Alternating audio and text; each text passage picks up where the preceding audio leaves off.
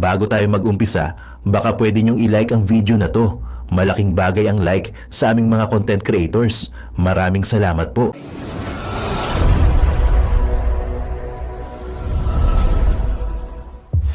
Ginawa nila yon just to demolish political opponents. This is all about politics. The administration is using government resources, the ICC, to demolish the opposition. Wala na tayong argument. Mali ang ginawa. Ang tanong ngayon, ano ang gagawin natin para maibalik ang dating Pangulo sa Pilipinas? Kasi nag-iisa ako ngayon dito na gumagawa ng paraan para maibalik ang ating dating Pangulo sa ating bayan.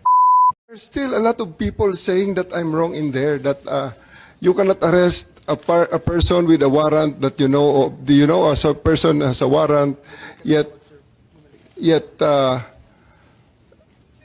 cannot serve it without the physical warrant. So, all the lawyers know here Diba ang that I'm right there. Kailangan ng warrant as soon as practicable. At hinihingi talaga ni former president. Di ba hinihingi niya? Hinihingi ng abogado niya, asan yung warrant?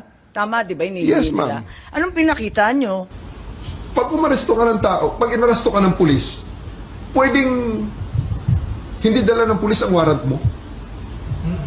Pwede. Sasabihin lang ng pulis kayo, oy, arestado ka, may warrant ka. Nasaan ang warrant? Ando, sa estasyon, halika na. That's perfectly legal. Pag umaresto ka ng tao, pag inaresto ka ng pulis, pwedeng hindi dala ng pulis. So ang sabi po ninyo, hindi naman kailangan yung warrant kaya hindi ninyo pinakita. Tama po ba yun? Ma'am, that is a very, very different interview in the aftermath. But I'm talking of... Anong pinag-uusapan sa interview? And I'm talking about we have already veered on the general rules on the warrantless, on the service of the warrants. Because during the time, and up to this time, there are still a lot of people saying that I'm wrong in there, that you cannot arrest a person with a warrant that you know as a person has a warrant, yet you cannot serve it without the physical warrant. So, all the lawyers know here Diba ang that sabi, I'm right there. Kailangan ng warrant as soon as practicable. At hinihingi talaga ni former president. Di ba hinihingi niya? Hinihingi ng abogado niya, asan yung warrant? Tama, di ba hinihingi Yes, nila? ma'am. Anong pinakita nyo? We gave them the electronic copy of the warrant, and it was given to them by Yusek Nikiti together with PG Fadulion. It was received by Yung General warrant, anong klase yung Monteagudo. itsura ng warrant? ICC, Interpol? It's an ICC warrant, ma'am. ICC warrant. Yes, ma'am. That was directed to the Interpol. That was the attachment of the diffusion order. Pero ayon sa ating batas, di ba, napakaliwanag naman na yung court o judge, kinakailangan Pilipino. Di naman sakop noon yung Interpol, yung ICC. Bakit naging warrant rin sa Pilipinas yon? I will defer the answering to that question to the DOJ, ma'am, because I was with the DOJ during the time, and it was the DOJ... Hindi, nandun si Prosecutor Fadulion Ikaw naman Yes, ma'am. bumasa ng Miranda rights, hindi man lang yung prosecutor. Tinikoberan mo na yung papel ng DOJ, kaya sumagot ka ngayon. Ma'am, we're talking situation in the tube. Hindi, sinabi mo kasi, ang liwaliwanag, sinabi mo, hindi naman kailangan ng warrant It's a different matter, ma'am. Altogether different matter. Bakit? Ilang warrant ba yan? One warrant, but different. That question on the interview is a different situation, ma'am. So, kailan mo pinakita yung warrant? Yung sinasabi mo electronic copy? The first time, ma'am, it is not At kanino? me. It was not me who showed the warrant. It was Yusek Nikiti together with PG Fadulion, together with me there in the tube of the plane. The former president is still there inside the plane. It was given to retired General Monteagudo, who is with the party. And because during the time, E.S. Mijaldea and the wife and Attorney Delgra had already went back inside the plane and told us, hindi kami lalabas kung wala kayong maipakitang warrant. Kaya nga, so, when was the accused finally shown the warrant of arrest? Di ba dapat as soon as practicable ang sinasabi? Kailan mo pinakita mismo kay former president? I believe, ma'am, the electronic copy is already acceptable now in the rules of court. Yun na nga, pero pinakita mo ba kay Presidente Duterte? It was not me who they invited inside the plane. It was the PCTC through General Alcantara, whom they invited inside the plane, showing to them and explaining to them the warrant. Ganun ba? Napaliwanag ba ninyo, Executive Director Alcantara? Kasi parang ang bilis-bilis lang naman ninyo dun sa eroplano. Ang nakita naming final warrant, 15 pages po. Ganun lang kabilis na nabasa Tama po yung kaagad? 15 pages po, pero i-present po namin kay President Duterte na nasa Nabasa niya lahat, 250. 15 pages? Ang bilis-bilis lang lumabas eh. Oh, hindi po niya nabasa yun. doon Hindi sa- niya nabasa. Oo, hindi niya. So, bakit Doon po namin present sa kanya sa... kaya nga, pero ba't hindi niyo pinagbigyan na basahin? Yung- Kasi karapatan talaga ng akusado at ng arestado yan, di ba? At that point in time, ang may kopya po ng warrant ay si General Alex Monteagudo. Nagbabapiring po sa telepono niya. Matagal pong mabuo dahil... Siyempre, nasa airport. Oo, kaya Tapos nasa loob kaya ng nga po. aeroplano. Kaya nga so, po sa madaling sabi, Kaya nga po nag-print kami ng hard copy. So pagdating po sa 250, doon na binigay sa kanila yung warrant. Papasukin niyo yung anak ko. Abogada siya. At ang sinabi mo, hindi ko siya papapasukin. Why not, Gerald Torre? That is a decision. That is my call, sir. That is my decision. Considering that Okay. he had already been assisted by 3 lawyers all throughout Okay. that time, sir. And gabi na ho yun, sir. The request was Ano? made at around mga 9 o'clock na, sir. 11 hours Gerald after Torre, ganito, the ha? first arrest. Tanggalin mo na yung titulo ni Inday Sara. Kalimutan mo na siya na Vice President siya. Pagpalagay natin hindi siya Vice President. She is an immediate member of the family. Nung kami po ay nakakulong, ang immediate members of the family, 24 hours pwede bumisita sa amin, nakakulong kami. Ito hindi pa nakakulong. Anak ito. Bakit hindi niyo pinapasok? maliban doon, is this not a violation of RA 7438 that requires that you guarantee access to an attorney in addition to the immediate family? The President also said na yung anak niya, yung babae, abogado ko yun, papasukin nyo. Hindi nyo pinapasok. Abogado yun eh. Actually, sir, Exactly. first to answer the question of Senator Estrada, sir. I have told the President that they can visit him at his detention facility because at this time, the order of the day is to load him into a plane. So that's what we endeavored to do, and that's what happened, sir. Ano niya bibisitahin yung tatay niya? Sa Netherlands. Hindi naman dito tinray eh. Hindi naman dito kinasuhan eh. Sa ibang bansa eh. Oh. Bakit hindi niyo man lang binigyan ng kortesiya yung anak na isang abogada na magkukonsulta? Katulad nga na sinabi ko kanina, yung mga nakakulong nga, 24 hours pwede bumisita ang immediate members of the family. Bakit ito hindi pa nakakulong, hindi niyo pinapasok yung anak? Our mission at that time, sir, is to deliver him to the My God. body Kahit who issued the ano warrant, mangyari, sir. Nasa batas yan. Nasa batas yan, General. Immediate members of the family, lawyers, priests, etc., etc. I should know. Nanggaling ako dyan. Tapos ito, hindi naman nakakulong. Again, I am not defending President Duterte. I'm just explaining the rights of an accused. Because naging akusado rin ako. And I don't want that to happen to anybody else. Dapat naman nagbigay kayo ng konting kortesiya o respeto man lang sa mga dating presidente dahil naranasan namin yan.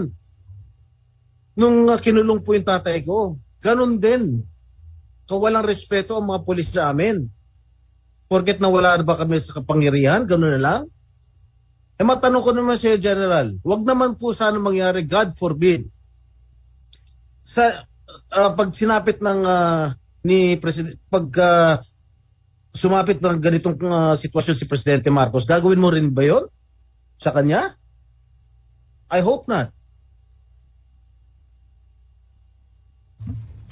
Ang liwanag po ng batas, kung ma-follow up ko lang si Senator Jinggoy, tama po siya. Hindi lang yung immediate family, medical doctor, pare or religious minister, any national non-government organization, ang CHR, international non-government accredited by the Office of the President. Lahat yan may access, pero pinagbawalan ninyo. On 2 counts, immediate family na, abogado pa niya. Bakit ganun? Ma'am, I think that that's sub judice. I think we should be wary of many of the things you're mentioning Bakit here. po naging sub judice yun? Ito kasi, habeas corpus po ang petition. So everything about the arrest will be asked by the Supreme Court. Eh, kanina pa natin po, kung pwede ho. usapan yung arresto. Pero I think that we're just passing, parang lumalampas na po tayo sa boundary. Senator Jinggoy, pa. Ang sinasabi ko lang, the manner on how the former president was arrested, because ayoko naman mangyari sa darating na panahon na magkakaroon naman tayo ng ganyan. Sana makapagbigay lang ng korting kortesiya man lang, nakausapin yung mga abogado, pero nakausapin yung mga members ng immediate family niya, sana naman binigyan niya ng pagkakataon. Kaso mo, nung nakiusap si dating Pangulong Duterte na papasukin yung kanyang anak na abogada, tanggalin mo na hindi siya, na vice presidente siya. Abogada at anak niya, member na immediate family, sana naman lang binigyan niya ng pagkakataon. Makita niya yung tatay niya bago niyo siya isinakay sa plano. Yun lang naman yung sa akin. Masakit. Ako, isang anak na meron din akong tatay na ginanon ninyo. Masakit para sa akin. Pakipaliwanag din. Maraming salamat, Senator Jinggoy. Marami tayong pinagdaanan, kapatid. Kaya't eto nga, talagang dinudibdib natin Madam Chair, ito. Yes, Secretary John Vic lang po. kay Vicky, kay VP, kay Senator at sa iyo, hugot ng mga anak ng presidente yan. Sumpa. Secretary John Vic, itatanong ko lang, why was there obstruction of justice? Pakipaliwanag lang. Anong ginawa nila na obstruction of justice? I think General Torre would be the best one to explain that, ma'am. General? Sir. Sabi niyo nag-obstruction of justice kaya aarestuhin na rin ninyo si Attorney Medialdea. Ano po yung ginawa ni Attorney Medialdea na obstruction of justice? We are about to load an arrested person into a plane to transport him to the tribunal who issued the warrant. And Attorney Medialdea is preventing us from doing that. He shouted at us and intimidated us, including the president intimidating me. Alam ko malaking tao si Attorney Medialdea pero hinarang ba kayo? Tinulak ba kayo? Wala namang ginawa eh. Hindi naman He did, nadadaan ma'am. sa salita yung obstruction eh. He did, ma'am. So I do believe that under that circumstances, I have to arrest him and I do believe that I used the reasonable force to ensure compliance for him to step aside for us to load the former president to the plane. So yun lang yung obstruction dahil nagsisigawan yung mag-asawa. He is preventing us from doing our job of loading the former president to the plane. Hinarang ba kayo? Yes, ma'am. Anong ginawa? Hindi Nakikita namin naman sa makita video eh. eh. Ang Nakikita nakita naman sa ko video. lang, pinipilit niyo iposas, hindi magkasya yung posas. Yes, that's one thing, ma'am. His blackmail way, he is preventing us. He actually placed another chair at the side with the president for the former president to sit, which is already very much delaying everything because the plane is already ready to fly. Ba't kayo masyadong nagmamadali? We are going, unang-una ma'am, ang reglementary period, mamalasin naman kami pag hindi namin ginawa ang trabaho Bakit? namin. Anong reglementary period? Anong period yun? The Article Dahil 125, sinabi na nga ni Executive Director sa ating PCTC na diffusion lang naman yun eh. Wala nga commitment pinag-uusapan dun eh. Wala nga red notice, pambira eh. there is a warrant. Tagal-tagal na ni Arnie Tevez eh. Wala pa rin, di ba? This Ba't is kayo a- nagmamadali? Ano yung reglementary period mo? May I refer you to the SOJ, ma'am? if the SOJ wants to answer that. Hindi ba pwede kayo na muna? Mauna lang kayo, tapos sa si SOJ. Pwede? Okay, ma'am. Okay. My main processes during the time is that I have implemented a warrant, and it is therefore the person is already arrested by virtue of a legal warrant, and Article 125 comes into play of the revised penal code, which is entitled delivery of persons legally arrested to the proper judicial authority, and I do believe at this point the judicial authority will be the ICC. Therefore, I have to abide with that Article 125 of the So revised inaamin penal code. mo warrantless arresto. Kasi yung Article 125 ng RPC does not apply kung may warrant. So inaamin mo walang warrant. At the many stages, ma'am, all the many other, Hindi, among make other up your laws. mind, General Torre. Warrantless arrest ba to o may warrant? Kasi ang liwanag naman ng Article 125 ng revised penal I do code. believe that I have a warrant at this time. I just don't want to be... Hindi walang reglementary period. Mamili ka. Kapag warrantless arrest, edi may period. Kapag may warrant, walang period. Just the same, ma'am, I have to deliver Hindi him to the pareho judicial yun, proper authority. kapatid. Bahala na po ang ICC dyan. Hindi na ho namin makokontrol.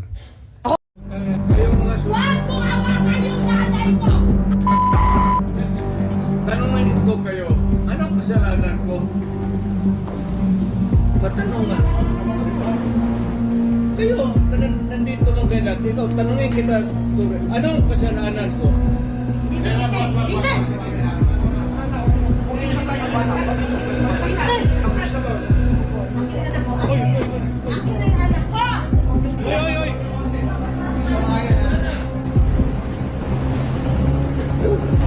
Hihilain ko yan.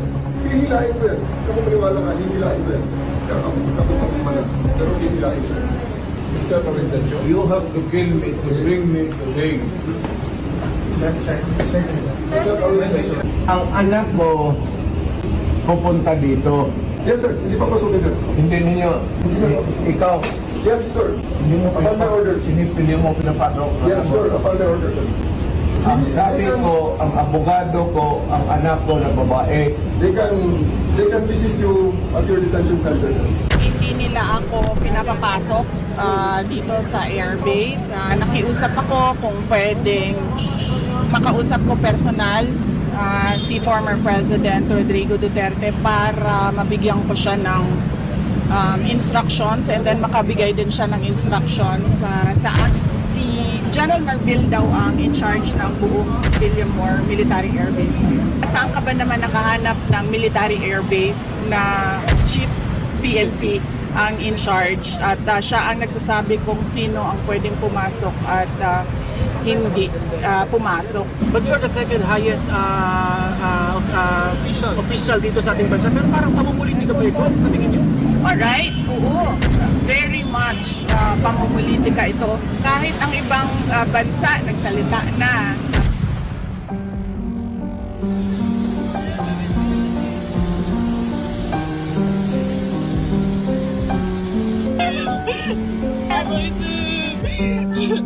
Eh, mabit ka namin!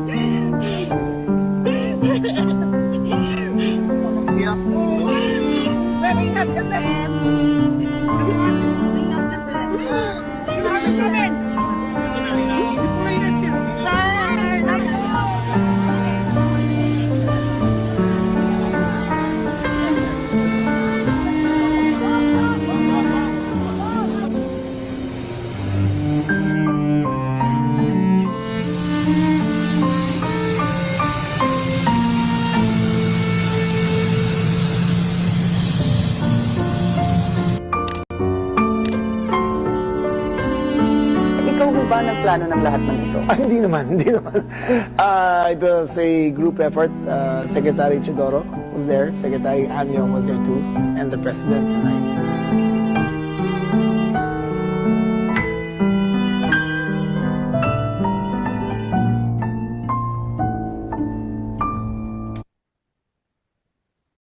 Growing your dream business and selling products that are loved doesn't have to be a struggle with the right tool like Odoo. Integration of Maraming salamat. Ito po ang napanood ng buong bansa at ang tanging tanong, bakit natin isinuko ang isang kapwang Pilipino? Kung ang iyong kapatid ay inuusig, ipapasa mo ba sa kamay ng iba? Kung ang iyong ama o di kaya ang iyong lolo pa, matanda na at may sakit, kinakaladkad palabas ng inyong tahanan, manunood ka ba na parang wala lang? Ganito ang nangyari ngayon. Isinuko natin si Rodrigo Roa Duterte sa dayuhan na para bang wala siyang sariling bayan, na para bang hindi na natin kayang humusga sa sarili nating tahanan. Here we are watching as a fellow Filipino, a leader, a father, a grandfather, a man who served this country is taken not by his own people, but by outsiders who claim the right to judge him. Sabi nila, batas ang dapat manaig. Tama. But whose law? Ours or theirs? Since when did the Philippines become a province of The Hague? Kung kaya nilo itong gawin sa isang dating pangulo, sino na lang ang susunod? If they can march into our house and take one of our own, what stops them from doing it again and again? To you, to me, to any of us. What protection can we guarantee our OFWs eking out a living overseas? This is bigger than Duterte. This is about our dignity as Filipinos. Ngayon pa lang ito nangyari sa buong kasaysayan ng Pilipinas. Pero paano kung mauulit? Paano kung sa susunod, ibang Pilipino naman ang kinaladkad papalabas? The Senate will seek answers, and if there is indeed wrongdoing, we will make certain to put up safeguards so this never happens again. We are not here to fight, least of all, to fight each other. We are here to find the truth. Because a country that does not demand answers will always be at the mercy of those who dictate the questions. Ang hustisyang ipinapataw ng dayuhan ay hindi hustisya. Ito ay pang-aalipin. Ito ay pagkontrol. At mga kababayan ko, hindi tayo alipin. Tayo ay Pilipino. At kung Pilipino ka, hindi mo kailanman isusuko ang iyong kapwang Pilipino. Hindi mo isusuko ang iyong pagiging Pilipino. We call on Senator Bongo, who also has a preliminary statement.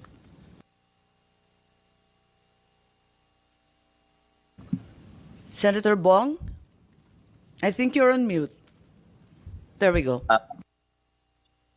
Good day, Madam Chair, distinguished colleagues, to the resource persons present in this hearing. Ang pangunahing tanong ko po sa hearing na ito, paano at bakit tayo umabot sa ganitong sitwasyon?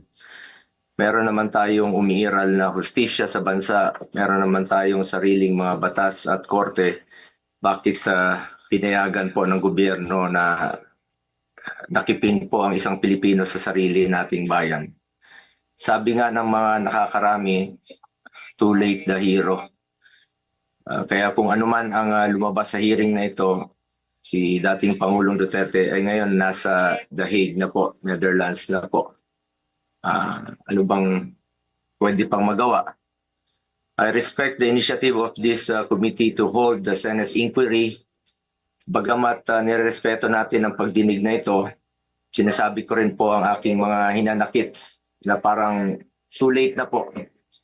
Walang problema sa akin mag-hearing kahit araw-araw po. Pero tanong, may babalik niyo pa ba si Tatay Digong?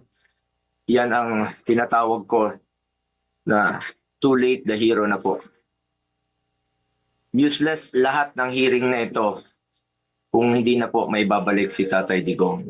Kung kaya, pakiusap ko lang, kung kaya niyo po siyang dalhin doon, in less than 1 day, sa loob po ng 13 na oras, dapat kaya niyo rin po siyang ibalik dito sa lalong madaling panahon. Dahil nangungulila po ang Pilipino at hindi kayang tanggapin ang nangyari sa kanya. Bilang isang mambabatas, nandun ako sa NAIA nung lumapag ang eroplanong sinasakyan ni dating Pangulong Duterte. Hindi po ako pinayagang makapasok. Kasama ko po ang kanyang mga doktor dahil may scheduled medical check-up po siya sa March 12. You may check the records po. Importante, masiguro ang kanyang kalusugan dahil 80 years old na po ang dating Pangulo. Pero mukhang hindi ito naisaalang-alang po ng otoridad dahil hindi siya pinayagan na mapunta sa ospital, ni hindi nadala ang kanyang mga medisina. Alam niyo po, ako ang nagpapadala ng medisina niya sa bahay niya. Linggo-linggo po yan. Dahil yan po ang pinangako ko sa kanya noon, bagamat hindi na po siya nakikialam sa akin sa politika. Pero sa kanyang medical, ay yan ang pinangako ko sa kanya na hindi ko siya pababayaan habang buhay. 27 po ang kanyang gamot. Sana po'y maibigay rin ang kinakailangang gamot at medical attention sa kanya habang nasa ibang bansa. Dahil karapatan naman po ito ng bawat tao. Constitutional right po natin yan. Sanay po siya na merong nurse, sanay po siya na may doktor na nag-aasikaso sa kanya. Naikwento nga sa akin ni Atty. Mejaldea na noong unang bumisita siya sa detention cell ay nakapaa siya dahil hindi po na naipasok ang kanyang mga gamit. Alam niyo, hirap na nga siya magmedyas. Hindi na niya kayang magmedyas mag-isa. At ngayon, it took Atty. Mejaldea several days bago maipasok yung mga kagamitan na kailangan ni Tatay Digong. Mahirap talagang kanyang sitwasyon ngayon na nakadetain. Sa unang pagharap ni dating Pangulong Duterte sa ICC, napansin natin iba po ang kanyang pananalita. Marahil ito ang estado ng kanyang kalusugan. Sa totoo lang po, several times na po naobserbahan ko yan noon. Yung kanyang pananalita, ganun yan. Pag hindi po naibibigay sa kanya yung saktong medisina na dapat niyang inumin. Marami na pong karamdaman si Tatay Digong. Sino ba namang 80 years old na walang gamot na iniinom at walang karamdaman? Yun po ang aking kinakatakot sa ngayon, ang kanyang kalusugan at ang kanyang kaligtasan. Kaya hindi ko po maintindihan bakit hindi pinayagan ng mga pulis ang doktor na makita siya. Okay na po ako, hindi niyo po ako pinapasok. Ilang beses po akong nakiusap. Pwede ba akong pumasok, sumunod? Pinababa nga ako sa sasakyan eh. Hindi po ako pinapasok doon sa Villamor Air Base. Pero nakiusap po ako na unahin na lang po yung doktor niya at yung ambulansya. Lahat naman may constitutional right to seek medical attention when needed. Lahat ng Pilipino, dating presidente man o normal na mamamayan, lahat ay may karapatan na masiguro ang kalusugan at kaligtasan. Nakakalungkot na isang bagay na ating ipinaglaban para sa Pilipino, hindi maibibigay po sa dating Pangulo na minamahal ng marami. Ganyan ba po ang dapat na trato sa taong minahal ang bayan at minahal din ng taong bayan? Madam Chair, mataas po ang aking respeto sa kapulisan. Lalo na po sa mga babae, mataas po ang aking respeto sa kanila. Noong nakaraang administrasyon, nanumbalik ang respeto ng ating mga kababayan sa kapulisan. Taas noo po ang ating kapulisan, ang ating mga sundalo. As its highest ang respeto sa PNP. Inuna namin ang pagtaas ng sahod ng uniform personnel dahil alam namin kung ano ang sakripisyo ninyo para sa bayan. Ako mismo bilang SAP noon, ako po nangulit noon na may sakatuparan po ito dahil minahal namin ang kapulisan. Ngunit nakakalungkot, Madam Chair, na noong nandun ako sa NAIA, nakikita niyo naman po sa video, nagtanong lang po ako sa PNP spokesperson kung saan kami dapat pumunta.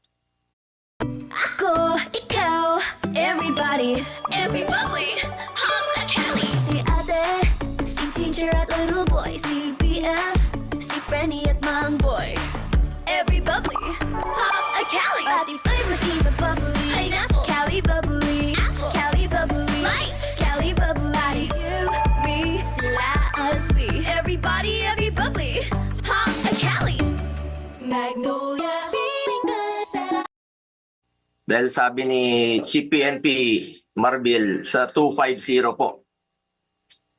Nilapitan ko po ang inyong spokesperson at hindi po ako sinagot, tinakbuhan po ako. Sana naman bilang spokesperson, konting sagot lamang po. Konting respeto, sumusunod naman po kami sa batas. Hindi naman siguro dapat ipagkait sa atin ang respeto at higit sa lahat ang katotohanan. Sa totoo lamang po, Ilang beses na po nagsinungaling si now Brigadier General Jean Pardo. Sana po, ma'am, bilang spokesperson, totoo lang po ang sabihin mo, alang-alang sa bayan. Your duty is to be loyal to our flag and to our country. Minahal namin kayo ni dating Pangulong Duterte. Sana, konting respeto lamang po. Kung nagawa niyo yan sa akin, magsinungaling, mas nagagawa niyo po yan sa ibang tao. Respeto lamang sana. Gaya ng pagrespeto at pagmamahal namin sa uniform personnel. Pangalawang beses na po ito na hindi ka sumagot ng totoo. Sa interview mo, sinabi mo nagpupunas lang ng pawis ang ilang pulis na nakuna ng video na umiiyak habang inaaresto si Pangulong Duterte. Mapigilan mo bang umiyak? Nasasaktan po yan. Doon lamang po tayo sa katotohanan at piliin nyo lang laging magsabi ng totoo alang-alang sa bayan. We must always entrust our loyalty to the Filipinos, to our flag, and to our country. Di naman po parating sinasabi ni dating Pangulong Duterte sa inyo. Just be loyal to our country and to our flag. Last, gusto nating malaman kung may nalabag ba na proseso ang pamahalaan, nabigyan ba po ng due process ang Pangulo dahil kung seryoso tayo sa pagbibigay ng hustisya, unang konsiderasyon dapat ang karapatang pantao at ang pagsunod sa due process. Sa totoo lamang po, hindi na po tatakbo si Tatay Digong sa inyo. Di na niya kayang tumakas. At alam niyo po yun. Di na niya kaya kayong takbuhan. Dahil hirap na nga siya maglakad, nagsusungkod na nga lang po siya. Imbis na umunlad, bigla tayong umurong.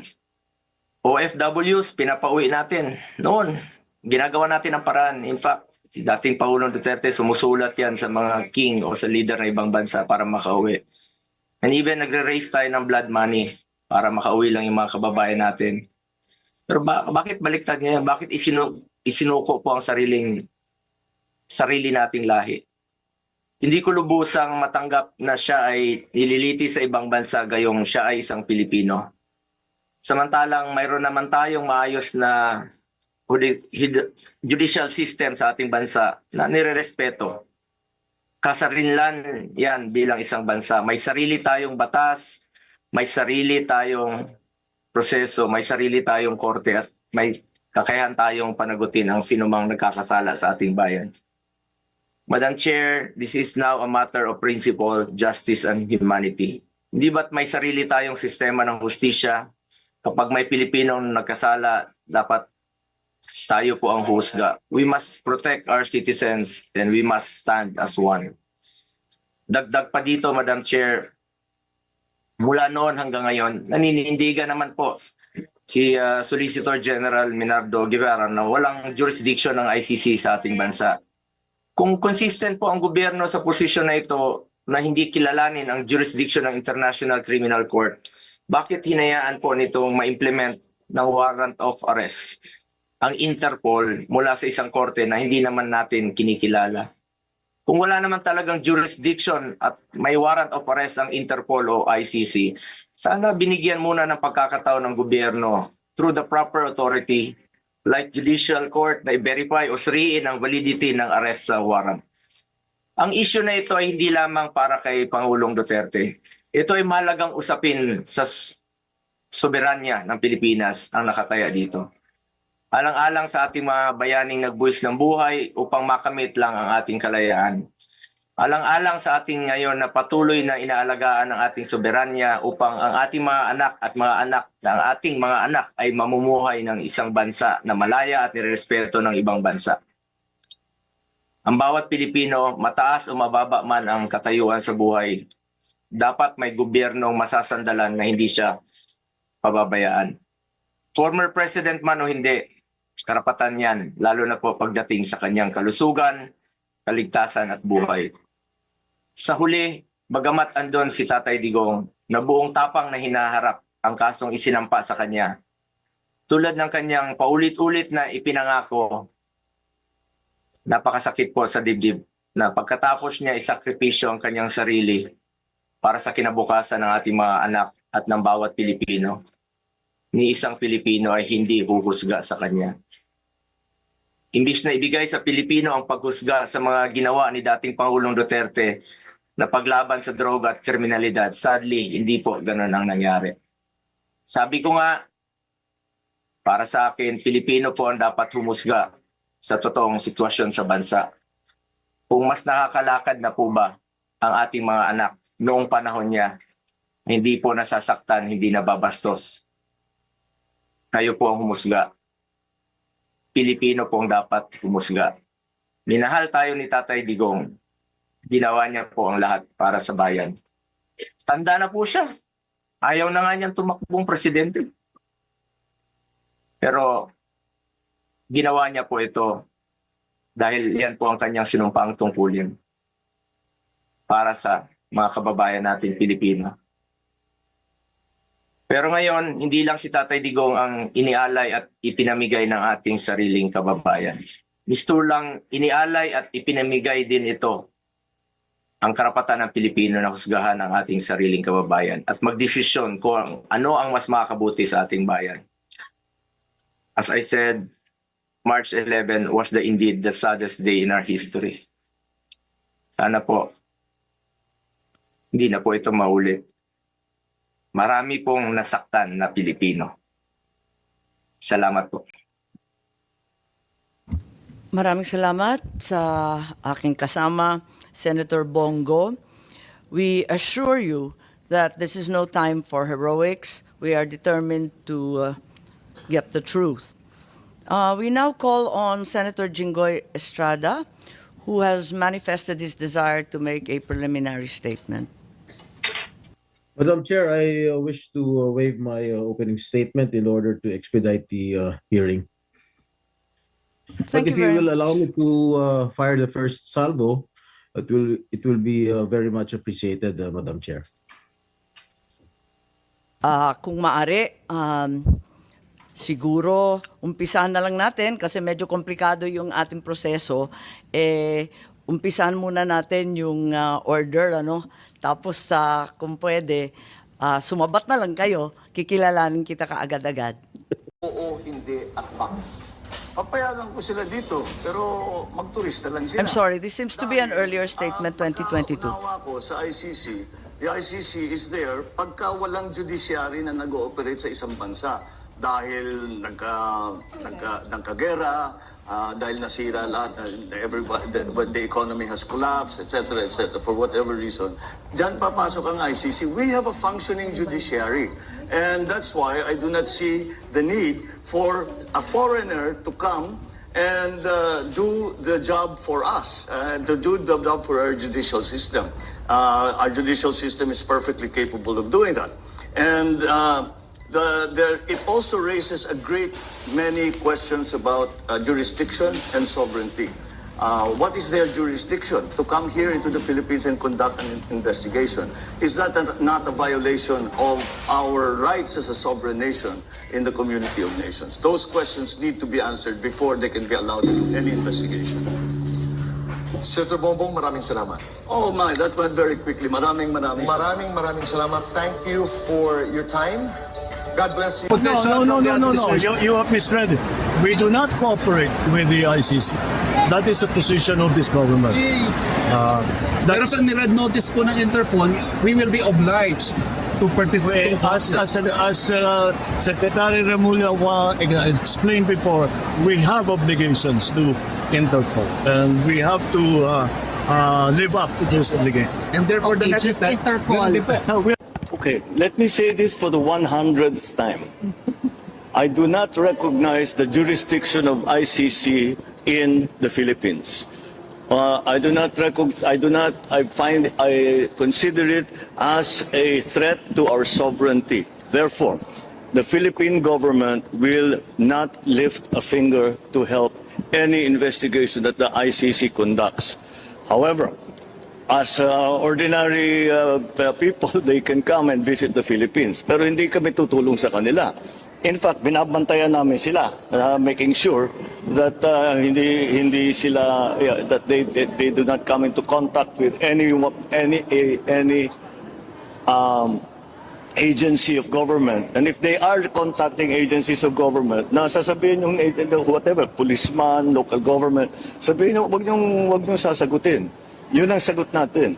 That we do not recognize your jurisdiction, therefore we will not assist in any way, shape, or form any of the investigations that the ICC is doing here in the Philippines. Okay. Thank you, sir. That's it? All right.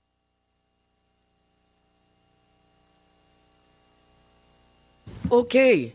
On the 18th of February, the President said, my position has not changed. I have stated it often, even before I took office as President, that there are many questions about ICC's jurisdiction and that we here in the Philippines regard as an intrusion into our internal matters and a threat to our sovereignty.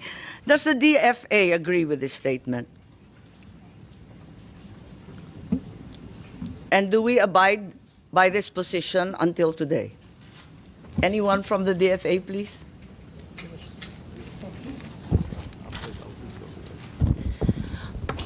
Madam Chair, good morning. Yes, you recognize USEC. Yes, thank you. Well, as I speak right now, the Philippines is not a member of the ICC.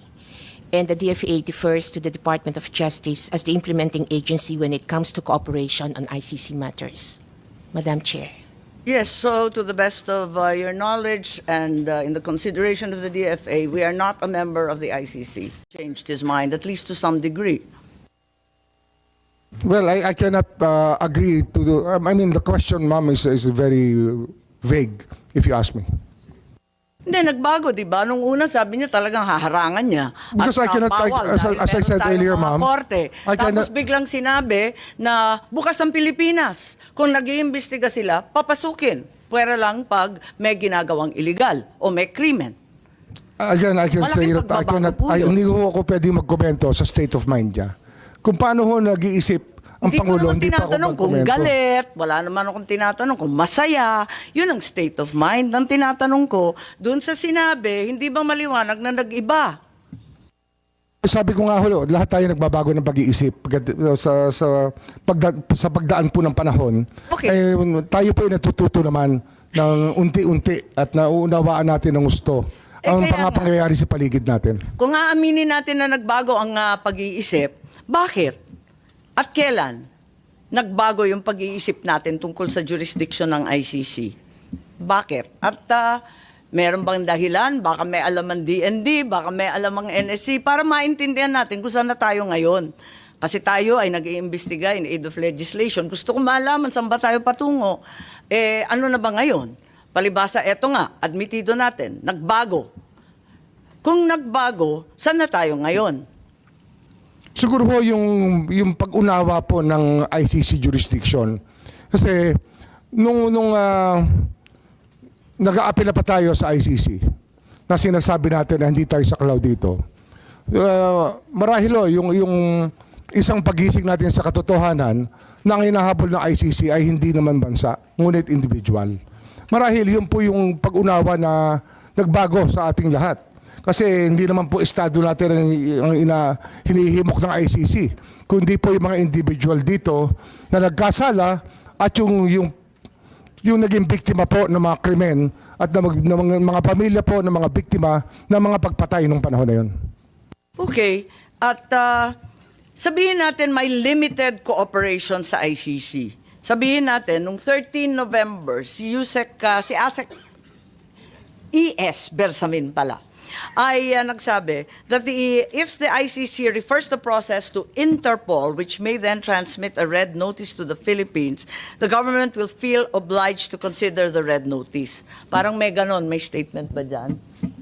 Yung kay ES Bersamin. Alala ko po yung statement na yun. Naalala po Opo. niya? Opo. Oo. So, yung pagbabago ay malinaw. Kasi pati si Executive Secretary, diniin na nagbago nga talaga. Tama po ba? Kasi sabi niya,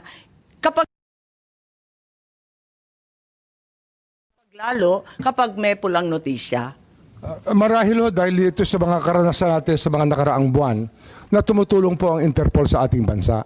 Kaya ang paggalang natin sa Interpol ay ganun-ganun na lamang. Hindi po natin pinababayaan na magkasamaan ng loob sa Interpol sapagkat sila po ay ating inaasahan sa maraming pagkakataon.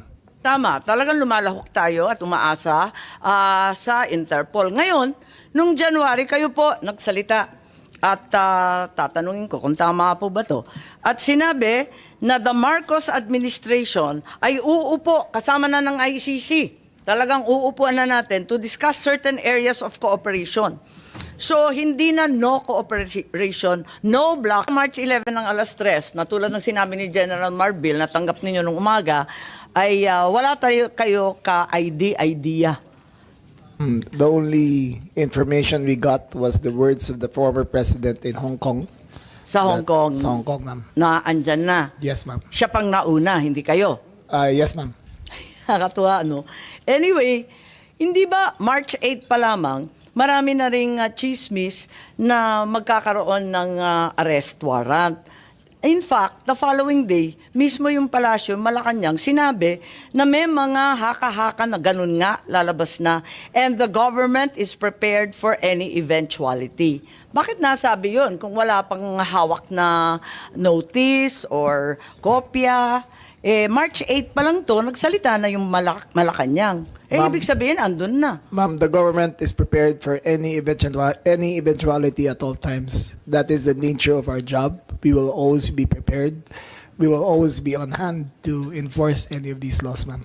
So it does not mean na yung executive o yung palasyo may nalalaman tungkol sa warrant of arrest. No one knew, ma'am. Walang may Again, alam. I repeat, ma'am, as of March categorically, no one knew until 3 o'clock of March 11. 3 a.m. Yes, ma'am. Sa umaga. Nung March 9, ang ating USEC sa PCO sabi, if Interpol hihingi ng assistance galing sa gobyerno, tutulungan. So why was Interpol already being mentioned and being bandied about as early as March 8, March 9, kahit wala pang notice, wala pang red notice, wala miski ano? Ma'am, maybe in context, sabi ko nga, marami ho naging pagkakataon na tumulong po Interpol sa atin, kaya hindi natin nalilimutan. Isang example po dyan ay yung paghuli po kay Alice Go sa Indonesia, at marami pa ho mga ibang pagkakataon na tumulong po Interpol sa atin. Ba't alam na ng palasyo that Interpol will be involved if at that time there was no confirmation or receipt of any warrant? Bakit nagsasalita na ang palasyo, nagsasalita na yung PCO, sinasabi na huwag kayo mag-alala, handa tayo sa anumang mangyari. Bakit nagre-reassure na ang palasyo? Ano ho kasi yan? Parang pinapanakas ang mekanismo po kasi ng International Tribunal, katulad po ng ICC, ay lumapit po sa Interpol upang ipamahagi o upang iserve ang warrant kasi wala po sila sariling kapulisan ang ICC. So, kaya alam na umaasa ninyo, rin po sila sa Interpol. Tama. So, ang executive, alam na ninyo na ang Interpol ang gagamitin. Hindi sa wala Ay, tayong ano ho alam. yun logical lang po yun. It's logic that Interpol will be the one used as they were the ones used in the past already. Alam naman natin na gagamitin ng Interpol, pero hindi naman laging Interpol ang ginagamit ng ICC. Hindi ko po alam yung iba. Paano natin Ang alam alam? ko lang ho, Interpol talaga. Ang alam natin, iba-iba, di ba, sa history ng ICC. Kaya nagtataka ako, ba't ang aga-aga, March 8, alam na natin Interpol ang magbibigay ng warrant? Marahil ho kasi ang Interpol may opisina rin po sila sa sa Paris tsaka sa Hague. Kaya nag-uusap-usap po lahat 'yan. Yung Eurojust, Europol, ICC, ICJ, isang lugar lang po 'yan sa The Hague. Po, alam natin, pero iba-ibang pamamaraan ang ginagamit ng ICC para hulihin, dakipin, at mag-serve ng warrant. So, ang sinasabi natin, siguro sina General Marbil, pagkat sila naman ang nakatanggap nito, walang contact or coordination sa ICC or Interpol bago March 11. Bago March 11, yung alas 3 ng umaga, na sinasabi po ninyo, talagang wala kayong ka-idea, walang notice, walang timbre, walang tawag, walang kaalam-alam ang Pilipinas tungkol dito. Ma'am, can I answer that, ma'am? Si General Marbil ang tinatanong po. Pwede kayo magdagdag, mamaya. Ma'am, wala po kaming communication with the ICC except for the PCTs lang po. We rely on the Philippine Center for Transnational Crime. Teka, so kauna-unahang pagkaalam mo tungkol dito sa warrant mula sa Interpol nung Marso 11, ika-11 ng Marso, tama ba? Yes, Madam Chair. Sigurado kayo ha? Yes, Madam Chair. Oo, okay. So, but you just said na it doesn't go to you directly. Sabi mo, dumadaan muna sa transnational crime. Pwede ba natin tanungin ang ating head ng transnational crime? Andito po si Executive Director Alcantara. Kayo ba ang una nakatanggap? Ito provisional arrest? Kaya nga ho ginagamit po yung Provisional pa lang? Ginagamit pong term na provisional arrest in conjunction with extradition. Hindi po extradition ang ating pinagdaanan dito. Okay, nais kong tawagin ang ating eksperto dito, si Professor Alexis Medina, na nagpapaliwanag na yung surrender ay naiiba sa extradition at maliwanag yon sa lahat. Kaya't I'd like to recognize Attorney Alexis Medina po. You've written extensively on the distinction and application of surrender versus extradition. Ano ang nangyari kay Presidente Duterte? Surrender ba yan or extradition? Thank you for the invitation, Honorable Madam Chair. And good afternoon, everyone, the Cabinet Secretaries and distinguished members of the executive branch. Okay. Also, Senator Cayetano, good afternoon, Senator Bongo, Senator Jingo Estrada. Going back to the question, there was the proposition that the immediate surrender of the person arrested to the jurisdiction of a foreign government, or foreign state, or international tribunal can be undertaken without judicial proceedings under 9851, Section 17. I respect the opinion of our hardworking and brilliant Secretary of Justice, but nevertheless, I respectfully disagree. Surrender without judicial proceedings might amount to a violation of the liberty of abode that is guaranteed by Section 6 of the Bill of Rights. The liberty of abode cannot be impaired without a lawful order of the court. That's the text of the Constitution. Now, this constitutional protection is a barrier for any government action that would simply compel an individual to change his residence. So to compel a person, to expel a person from his country of residence without a lawful court order by excluding the judicial process might amount to a violation of the liberty of abode. Now, surrender as an option under Section 17 is applicable only in very narrow situations. One is when the person to be arrested has already voluntarily surrendered to the custody of the national government, in which case that negates the necessity of the extradition process.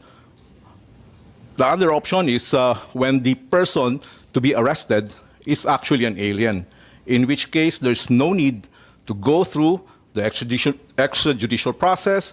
It's only a deportation process which does not involve a court proceedings. So in those two instances, surrender without court proceedings would be possible.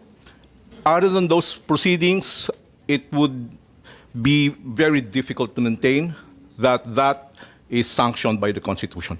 So ang Thank you, Your Honor. sinasabi po ninyo, dalawa lang pagkakataon na pwede mag-surrender. Kung yung mismong akusado at arestado ang nagsusumite sa pamahalaan, yun, pwede yun. Yes po. Kusa niya yun. Yes. Ikalawa, kapag banyaga. Yes po. Hindi naman Pilipino. Yes po. Deport, executive action yun. Yes po. Mabilis, walang kailangan na korte-korte. Yes po. So yun lang, wala na pong ibang exception, wala na pong ibang sitwasyon kung saan pwedeng surrender. Kasi pinagpipilitan na sinuko ang Pangulong Duterte ng pamahalaan sa Interpol. Yun ang pagkaintindi ko sa sinasabi kanina. Sinasabi ninyo, hindi po pwede yun. Dalawang pagkakataon lang ang po pwede isuko ang isang Pilipino. Yung isa pa nga, hindi sa Pilipino. Attorney Medina po. Yes, thank you, Madam Chair. I stand by my statement. There may be possibilities that surrender can happen in other situations, but certainly surrender of a person necessarily requires the lawful order of the court. And this requirement is consistent with the policy of the Constitution that whenever there's a deprivation of liberty, court intervention, judicial proceedings, judicial process is a requirement because the right to liberty is placed in an exalted status in our constitutional system. Hindi po pwedeng, the Constitution does not contemplate exclusion of the court process in depriving a person of his right to liberty. Kung hindi pwedeng isuko ang isang Pilipino na hindi pumapayag, hindi naman voluntary, ang ibig mo sabihin, ang iba pang pagkakataon, extradition na. Yes, That's the only legal process to enforce surrender to the ICC. I-extradite na kapag Pilipino ka. Tama po ba? I agree, Madam Chair. Thank you. And extradition is a judicial proceedings. Both procedural and substantial due process are essential. Not only Yes, important yes. but are essential, Yes. di ba? Yes, Because yeah. in let's say other cases, kung magkamali ng konti sa procedure, it's repairable.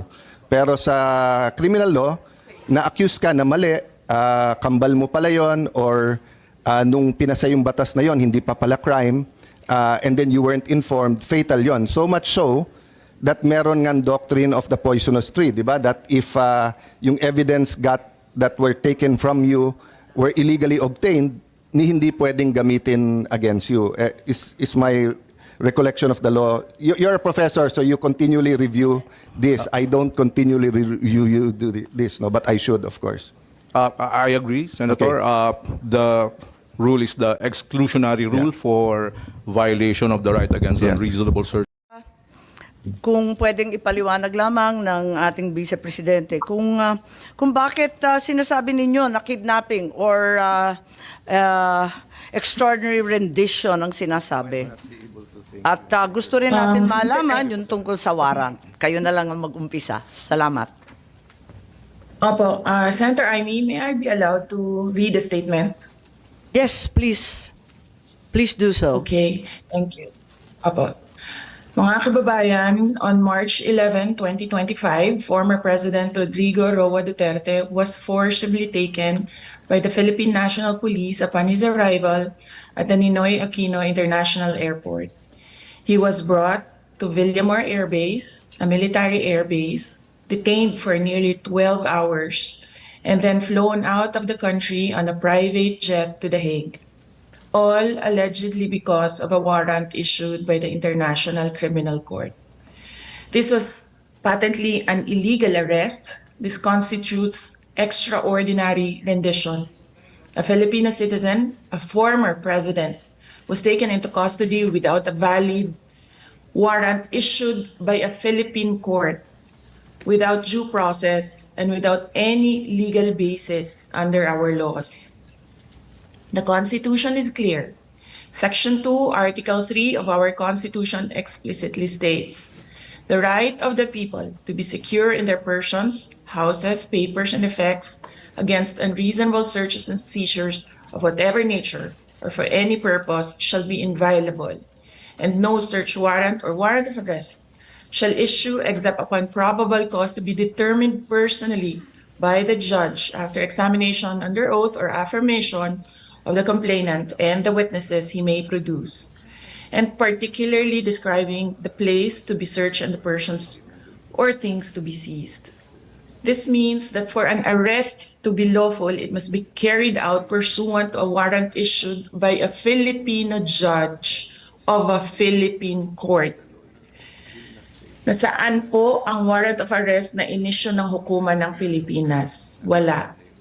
Without a valid warrant from a Philippine court, this was at best a warrantless arrest. Under the rules of court, warrantless arrests are only permitted in 3 instances: in flagrante delicto, hot pursuit, and escaped prisoner. None of these circumstances applied to the case of the former president. So, what was the legal basis of his arrest? The authorities acted solely on an ICC warrant, a document that has no legal effect in the Philippines unless reviewed and validated by a Philippine court. In fact, even assuming without conceding that the government itself wished to recognize and enforce the ICC's warrant, it still violated the Rome Statute itself. Even by ICC standards, the former president should have been brought before a Philippine judge to determine the validity of his arrest before he was handed over to a foreign court.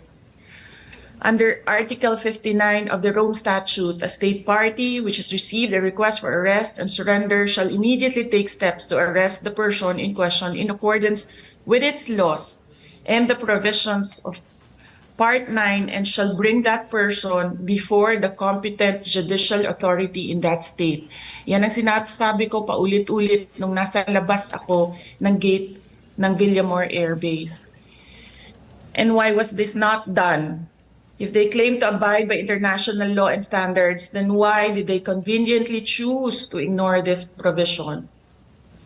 The fact remains that we are no longer a state party to the Rome Statute. We are no longer a member of the ICC. In fact, in a letter dated December 15, 2023, the President himself wrote to me, with respect to your concerns, legal or otherwise, on the investigation to be conducted by the International Criminal Court into the previous administration's war on drugs, I remain steadfast in my resolve that the jurisdiction of the ICC over the Republic of the Philippines after the effectivity of its withdrawal therefrom is very much in question. To this end, this government will not assist the ICC in any way, shape, or form. So if the government itself has declared non-cooperation with the ICC, why did the PNP violate this very policy and enforce a foreign warrant? Even granting for the sake of argument that we have some duty to cooperate with either the ICC or Interpol, does that duty override the fundamental rights of every Filipino enshrined in our Constitution? What happened on March 11, 2025 is not just about one man. It is about all of us. It is about the country. If a former president can be taken without due process, what stops them from doing the same to any other Filipino? Therefore, we must dare to ask more questions. Under whose authority did the PNP act? Why did they enforce a foreign warrant without the Philippine court order? Why didn't they at least bring PRRD before a judge as required by the Rome Statute itself? Even more disturbing is the silence of the armed forces of the Philippines. Why did the AFP stand idly by while a former commander-in-chief was taken from a military base under questionable circumstances? How could they allow a foreign tribunal to override on our constitutional guarantees? We have now lost a former president. I pray that we do not lose the country next. Your Honor, Senators Cayetano and Marcos and other senators present, alam naman natin lahat at alam nila na mali ang ginawa nila. Ginawa nila yon just to demolish political opponents. This is all about politics. The administration is using government resources, the ICC, to demolish the opposition. Wala na tayong argument. Mali ang ginawa. Ang tanong ngayon, ano ang gagawin natin para maibalik ang dating Pangulo sa Pilipinas? Kasi nag-iisa ako ngayon dito na gumagawa ng paraan para maibalik ang ating dating Pangulo sa ating bayan. Thank you. Maraming salamat sa ating Vice Presidente. Pwede. Sasabihin lang ng pulis kayo, oy, arestado ka, may warrant ka. Nasaan ang warrant? Doon sa istasyon, halika na. Gave them the electronic copy through retired General Monteagudo, ma'am, because that's their condition. They don't recognize the diffusion order. They really want to have a copy of the warrant. That's why soft copy was given to them on the tube. And a hard copy was printed and later on received by Attorney Delgra in the 250th wing, sir. 250th wing, ma'am. May pagkakataon ba si former president na basahin to? Kasi ang pagkaintindi, hindi. Tingnan natin muna yung video kasi mas maliwanag doon.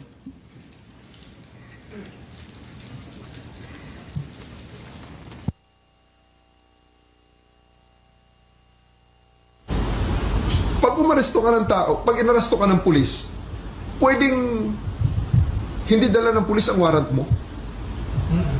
Pwede. Sasabihin lang ng pulis kayo, oy, arestado ka, may warrant ka. Nasaan ang warrant? Doon sa estasyon, halika na. That's perfectly legal.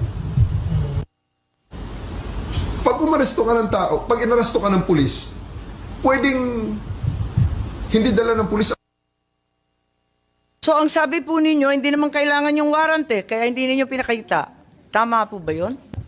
Ma'am, that is a very, very different interview in the aftermath. But I'm talking of... Anong pinag-uusapan sa interview? And I'm talking about we have already veered on the general rules on the warrantless, on the service of the warrants. Because during the time, and up to this time, there are still a lot of people saying that I'm wrong in there, that you cannot arrest a person with a warrant that you know as a person has a warrant, yet you cannot serve it without the physical warrant. So, all the lawyers know here Diba ang that, ma'am, sabi, that I'm right there.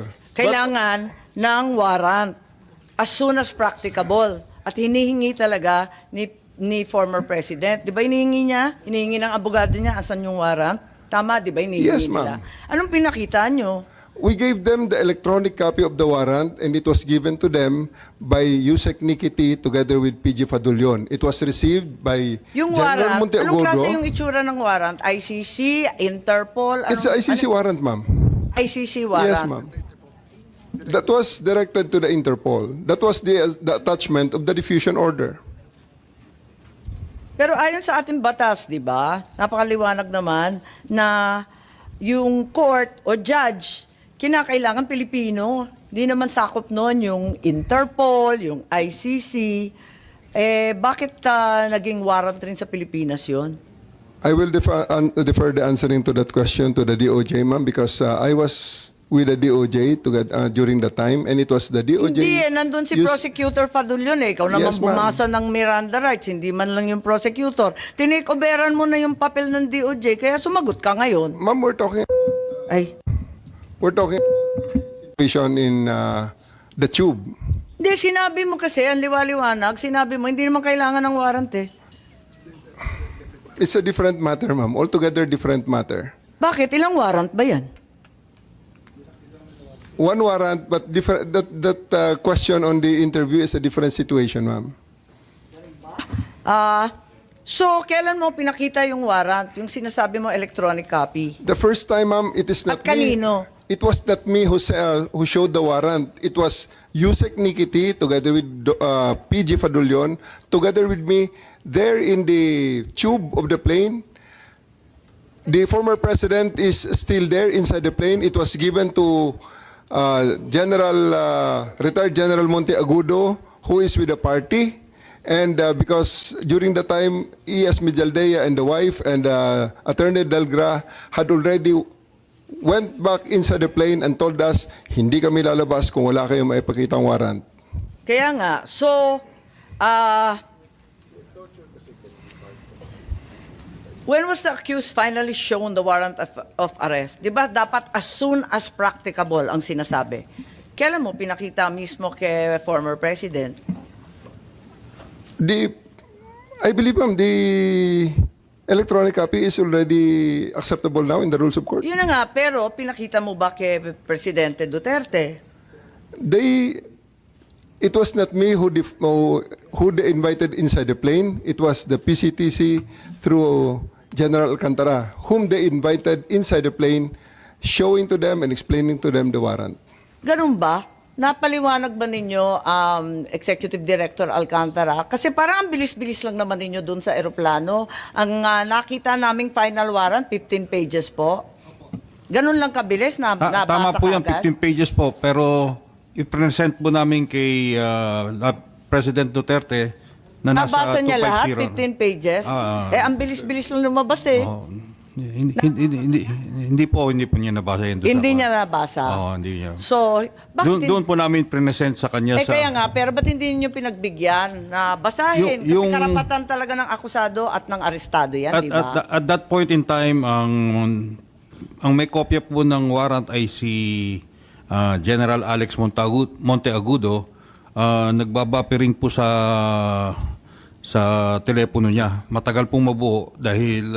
Siyempre, nasa airport. Oo, kaya Tapos nasa loob kaya ng nga po. aeroplano. Kaya nga so, po sa madaling sabi, Kaya nga po nag-print kami ng hard copy. So pagdating po sa 250, doon na binigay sa kanila yung warrant. Madam Chair, just on the warrant. yes, Senator Cayetano, please go ahead. Just one insight on the warrant and just to bolster my point kanina na bakit mas maganda na or bakit essential for me my local court, no? If you look at paragraph 12, before you look at it, can anyone in the room here tell me, I know the former president was accused of extrajudicial killing, of crimes against humanity. Pag sinabi yung torture, pwede kasing bago mo patayin, di ba? Pwedeng emotional torture, pwede mong gulpihin torture. So, included na yan. But does anyone here, can anyone tell me here that during his 6 years and before that, he was accused of ordering or himself raping people? Di ba? I do remember malaking issue about his statements about a missionary who was raped and inexplain niya yon na frustrated, galit siya. But is anyone here accusing the former president of raping or ordering the rape? Parang wala naman, di ba?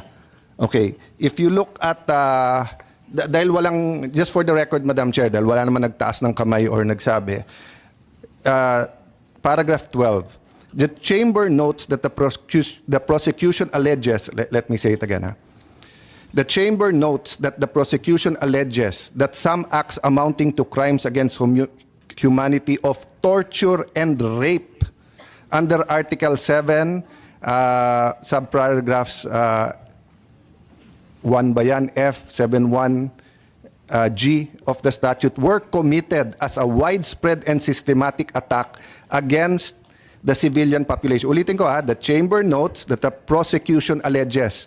So the prosecution in the ICC alleges that some acts amounting to crimes against humanity of torture and rape were committed as part of a widespread and systematic attack.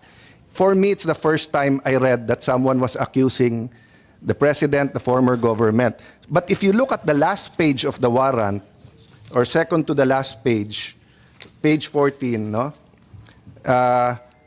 Issues a warrant of arrest. So for these reasons, the chamber hereby issues a warrant of arrest for Rodrigo Roa Duterte, born on 28 March 1945, for his alleged criminal responsibility pursuant to Article 25, Paragraph 3, Paragraph A of Statute for the Crime Against Humanity of Murder, pursuant to Article 7.1A, wala yung G na rape, committed in the Republic of Philippines during the relevant period as set forth in this warrant of arrest. So I just want to make this point, Madam Chair.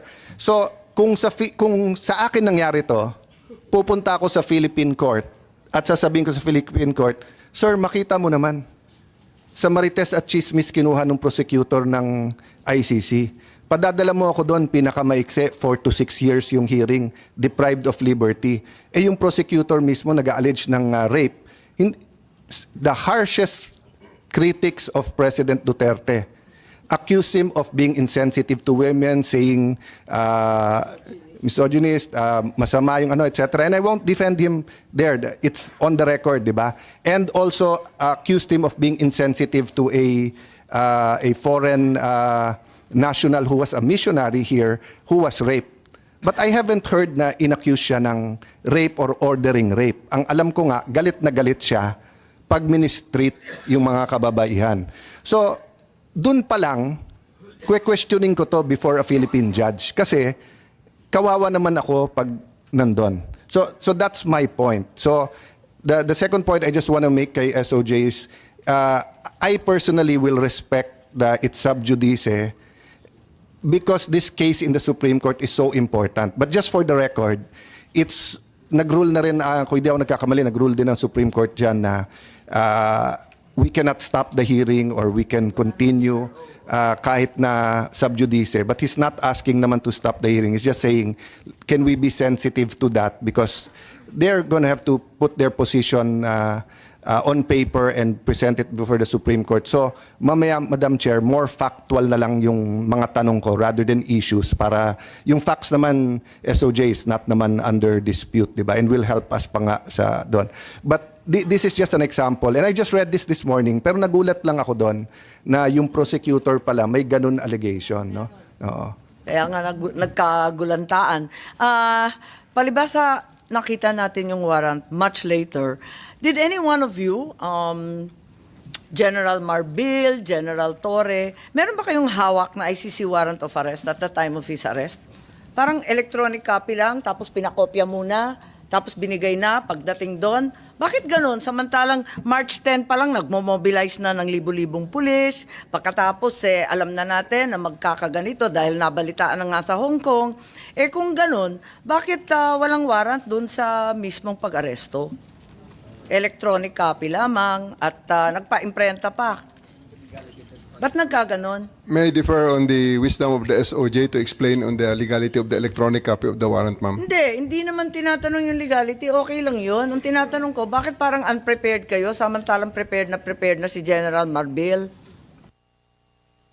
Madam Chair, I just want to make clear na ang kabaho po ng police is really to assist po yung PCTC natin.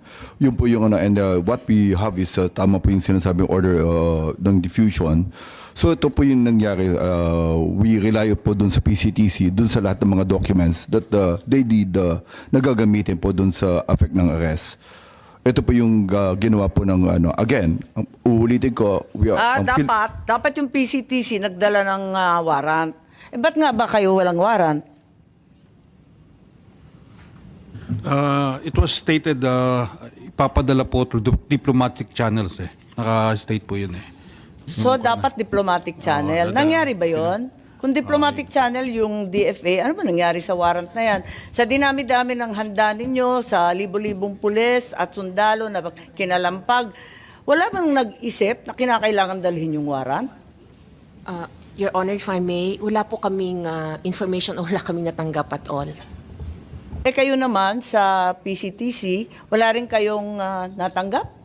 We requested for a copy of the warrant and we got it the next day. The next day being? The warrant that came from the Kaya nga, what the day system. na? The next day is 12. So, hindi rin ninyo na ipakita kay Presidente Duterte? Bale tama si General Torre na warrantless arresto. Pinakita po namin yung hard copy sa 250 pero sa lawyers po natin pinigay. Madam Chair, can I clarify? Kasi ang sinasabi din na redacted copy lang ang binigay, hindi rin kompleto, kaya hindi nila mabuo. At yun nga, nagkagulatan bakit meron pa. Can I clarify that? Sir, it was a sealed warrant, correct? Hindi. Hindi po. Electronic yung nakuha po na... No. Ano ang pinadala ng ICC? Kasi parang sa ibang news report, sabi sealed. Pag sealed kasi, hindi dadaan ng DFA yon. So yun nga ang question. What was sealed, sir, was the warrant of arrest was sealed before March 11. Yes. Tapos kanino, sir, pinadala? Sino magbubukas noon pag sealed? When they demanded a copy of the warrant, we relied on our fail-safe mechanism. We have a fail-safe mechanism to make sure that the documents are secure in our possession. So it's the DOJ that produced the warrant. Hindi sa may bias ako sa DFA, but I've worked with these people. Kasi pag sealed, may option na hindi padaanin sa kanila. At kahit pinadaan sa kanila, I don't think they have the authority to open it. Diba? Yes, but we had to use our fail-safe because the PCTC could not produce the warrant, so we had to use our fail-safe. But once naman it's opened by the by the proper authority who's allowed to open it, di ba, to unseal it, then syempre Philippine law na. Ipapakita mo talaga dun sa na. Yes, we showed it to the president and to his lawyers. Teka, papaliwanag lang ako. Tell me candidly, at the time you apprehended PRRD, nung inaresto si former president, yung ICC warrant, nasa inyo na ba, General Torre? Yung totoo. Kasi you're under oath, alalahanin ko. Yes, ma'am. It is with us. It was already with you. Yes, ma'am. Electronic. Yes, ma'am. Electronic. Wala Yes, kayong official copy? Electronic O walang copy, ma'am, hard given copy? electronic copy given to me by Yusek Nikiti of the DOJ, ma'am. Sa DOJ. Sa inyo, kasi parang nagtuturoan kayo, sabi ninyo, na dapat yung PCTC ang nagbigay. Pero wala kayong binigay. Sabi ninyo, dapat DFA. Nalilito po ako. Hindi po. Hindi po nagtuturoan. We had the copy of the warrant, that electronic copy of Dinami-dami Yusek nang P. nag-aresto kay Presidente, walang nag-isip na kinakailangan bigyan ng kopya na hard copy, opisyal, at talagang... binigyan po namin sa Saan? Saan at 250 kailan? po, binigyan po namin. Nung ma-print na po yung hard copy. Saan yun? Sa 250 po. Sa Villamor? Meron po, meron. Ano yung 250 po? Sa Villamor po, Villamor. Binigyan po siya ng kopya, hard copy po.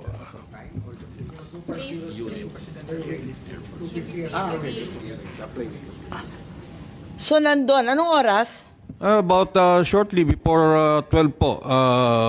Around 12, around noon at that time po. Noon. Noon time? Naibigay ng noon time? Opo. Pero anong oras ba hiningi? Di ba napakaaga pa noon? Humihingi po sila from the tube. Starting from the tube, humihingi na po Anong sila. oras yun nung hihingi sila? When they arrive po, it's about 10 o'clock. 10 o'clock. Or So, 2 oras makalipas bago ninyo naibigay? Ma'am, just to be clear. Yes. Just to be clear. General Torre, maybe you can explain the process of serving the electronic copy, which constitutes a legal form of serving the warrant. Yes, ma'am.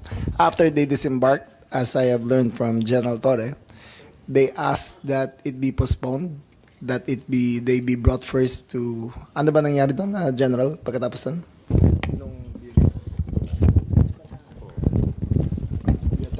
They only disembarked when the electronic copy was produced and given to them. So, kaya sila lumabas.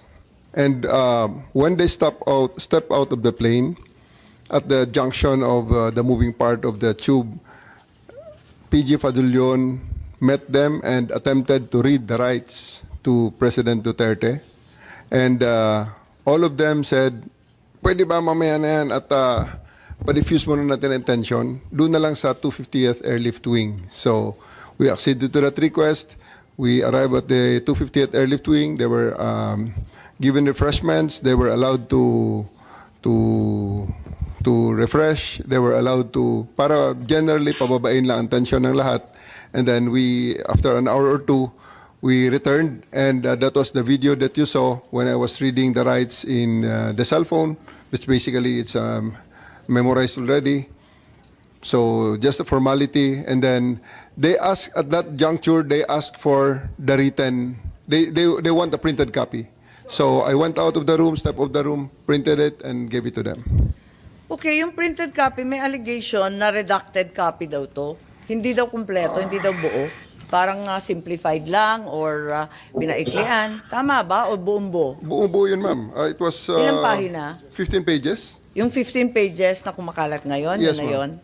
Yes, So yun ma'am. din ang naibigay doon sa Villamor? Yes, ma'am. That was properly received by Attorney Delgra in assigned So Attorney receiving copy. Delgra. Yes, ma'am. Pero nakita ko sa ating video na iba ang pangyayari tungkol sa abogado. Pwede bang panoorin natin?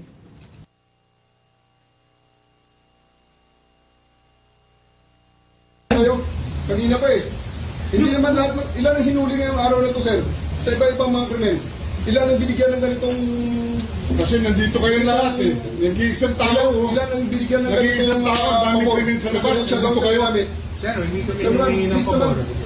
Just invoke Article 59. Bakit hindi yan magawa-gawa? Attorney, you will be That's removed from precisely the point that I'm saying. That's Attorney, precisely you will be removed from Please lang, bawal hawakan. Attorney, you will be removed Bawal from hawakan! Bawal hawakan. Tumayo ko na lang. Bawal The right to hawakan. counsel is something that has to be observed Right to counsel. and Huwag respected. kayong umawak. Huwag kayong pakialam sa kanila. Huwag kayong Kasi nga, Huwag mo ano yung lawyer. Nag-uusap pa kami. Bawal. Huwag na tayo Nag-uusap pa kami. Huwag mo hawakan yung lawyer. Huwag mo hawakan. Nag-uusap pa kami. Hawakan. Huwag mo hawakan. Huwag ba? Nag-uusap pa kami. Attorney, please. Huwag mo hawakan. Is this what you want? Is this what you want, Mr. President? Huwag mo hawakan. Time lang eh. Time. Kayo mga Huwag mo hawakan yung nanay ko! Tangina mo!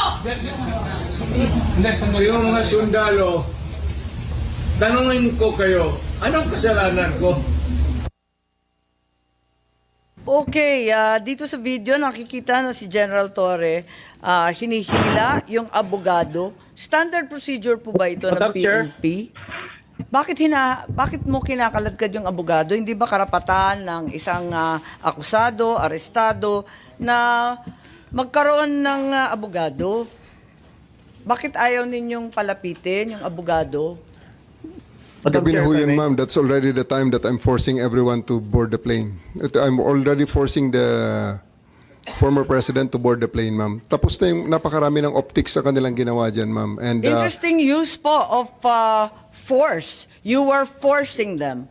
Yes, So you ma'am. admit you forced them. You I used have violence. to. I have to because they won't go with us voluntarily, ma'am. So I have tried all the lahat ng pakiusap ay Naku, ginawa na General namin naman, buong sa araw. dinami-dami ng pulis, ang tanda-tanda na, may sakit pa. Sa palagay mo, masisindak pa yun, o kaya bang lumaban nun?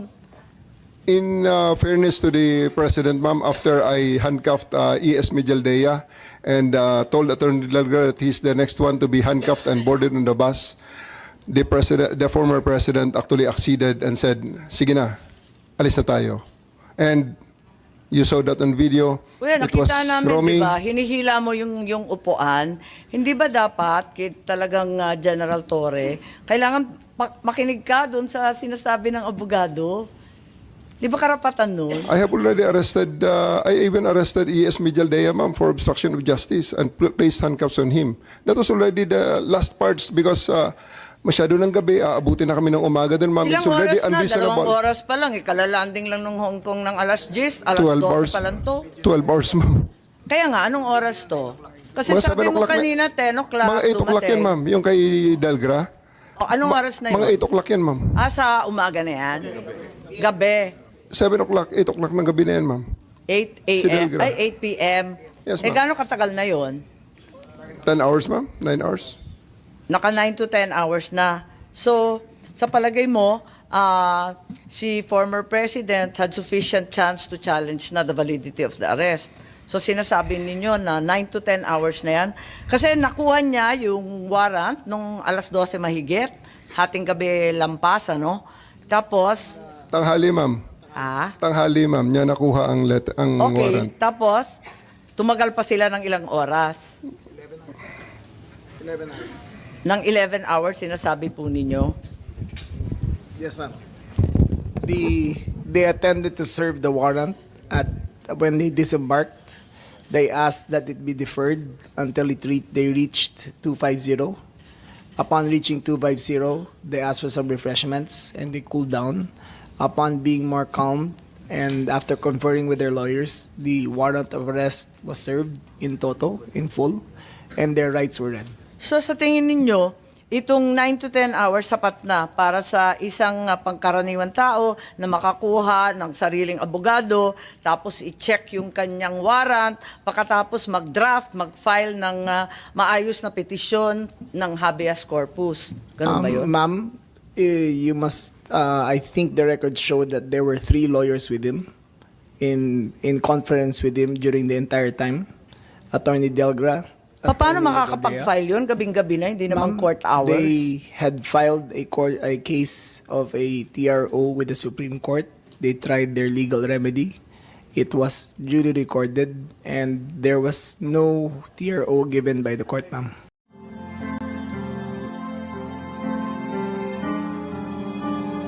melody ng song. Ang bayan ko'y pinagpala pagkat sa aming pinigay ang isang biyaya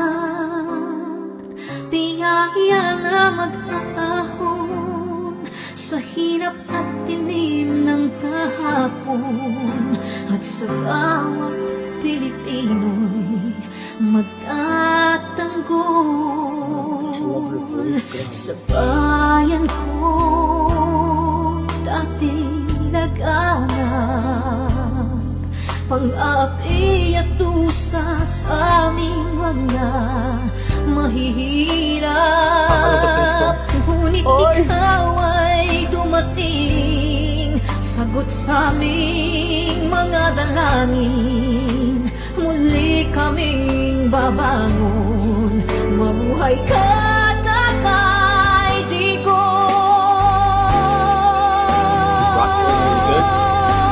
Ama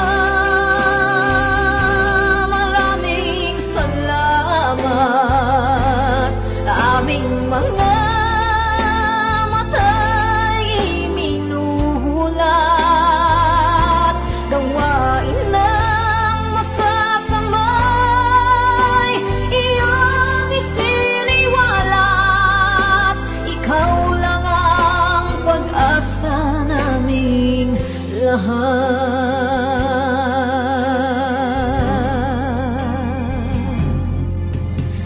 Very Bayan ko Pinamatay niya ako kung iyak ako. Pilipinas muling makikilala at itataas katahimik ay maghahari sa ating puso'y mamamayani mga ngiti sa labi di mapapawi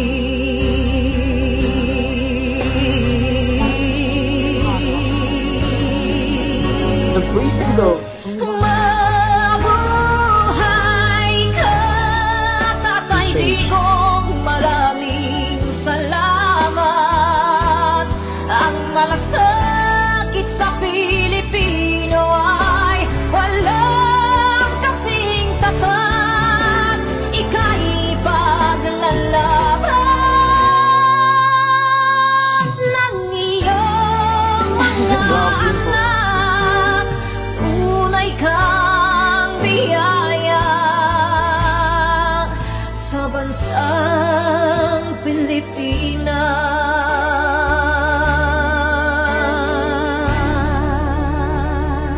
Haba. Gosh. Irene Nay, ito na yung bayad ko sa isa ano. O, kunin mo yung isa. Isa muna. Iyan no. Tapos isa pa, 'di ba? 4 dapat na sardinas eh. Oh. Oh, yan. 3 na. Pang-4 na sardinas. Okay na.